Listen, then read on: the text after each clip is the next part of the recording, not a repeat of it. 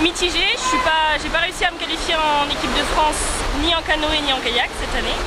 Donc ça faisait depuis 3 ans que j'étais en équipe de France, donc c'était un petit peu difficile de se remettre en question et de réfléchir ce qui allait et ce qui allait pas. J'ai quand même réussi à me rattraper parce que je fais un bilan de la 3e place au classement Coupe de France en canoë et la 5e place en kayak, donc c'était quand même au niveau des Coupes de France, j'ai été quand même au contact des meilleurs. Et après, la dernière échéance c'est le week-end prochain au championnat de France des clubs. On va essayer de remettre notre titre de champion de France des clubs avec le GESN, la Force Rouge. Bon, c'est un bassin qui est assez petit, c'est ça, près de Toulouse? Ouais, c'est pas un très gros bassin, va falloir sortir les bras, va falloir être prêt physiquement pour tout le monde. Donc c'est un petit peu difficile pour ceux qui reprennent le bateau, comme les coachs qui vont devoir être présents en canoë biplace. Mais bon, ça va être un choc générationnel avec les plus jeunes et les plus grands et on va tous se serrer les coudes pour récupérer un titre de champion de France des clubs. Oui, il faut conserver ce titre que le GESN a depuis de nombreuses années. Ah oui, depuis de très nombreuses années. Et à chaque fois, on se dit que sur le papier, on n'est pas forcément les meilleurs. Mais l'esprit d'équipe et le fait de se serrer les coudes et de faire de très bons résultats par équipe, ça nous permet de décrocher le titre parmi les meilleurs clubs français qui sont très forts, qui poussent derrière, notamment dans le sud, Pau. Donc on est très content de décrocher un titre chaque année et en espérant pouvoir le redécrocher cette année à Usage. Il y aura Gauthier Claus, c'est ça? Gauthier Claus sera présent, Mathieu Pêche ne sera pas présent pour cause professionnelle.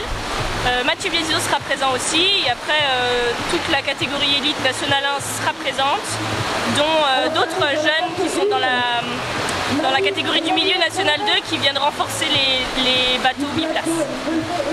Bon, là c'est une compétition régionale, Grand Est, c'est ça? Oui. On vient juste s'étalonner, garder le rythme?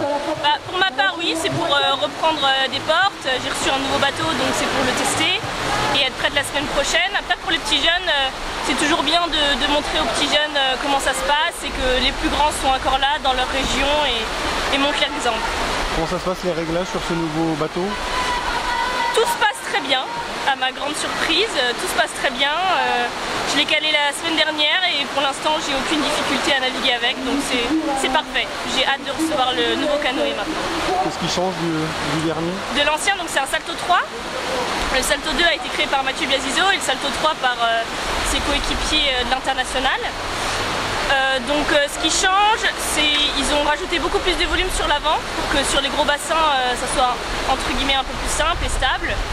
Et pour ma part, j'ai pris une taille un peu plus grosse que mon poids habituel pour pouvoir être beaucoup plus à l'aise sur les gros bassins. Donc j'avais peur sur les bassins plats de pas trop avancer, mais au final c'est très bien, ça tourne très vite et pour l'instant tout se passe très bien.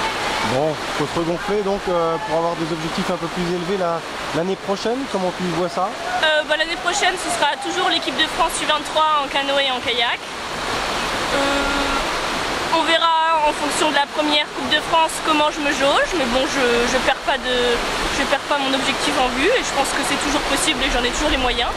Je me suis toujours entraînée pour, en tout cas je ne me suis pas arrêtée, je me suis remise en question. J'ai réaménagé à Épinal pour m'entraîner auprès de mon coach et auprès des jeunes du GESN. Et je pense que niveau concurrence, c'est quand même pas mal, puisque j'ai des garçons qui poussent quand même fort, donc je pense que ça va aller. Et Mathieu Biasizo va rester aussi s'entraîner ici, donc pour l'instant, je pense que je vais quand même pas mal m'en sortir, voire mieux que dans le milieu fédéral quand j'étais en Bretagne.